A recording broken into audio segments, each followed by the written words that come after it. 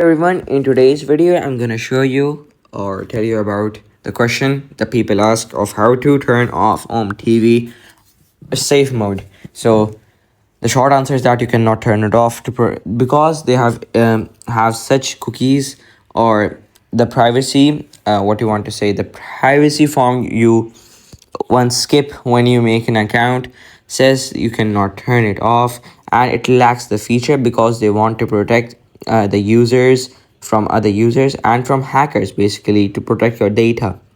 So yeah, you cannot turn off safety mode because they want you to pair you with people that actually want to know about you rather than threat you, tell you their IP address. You know what I mean.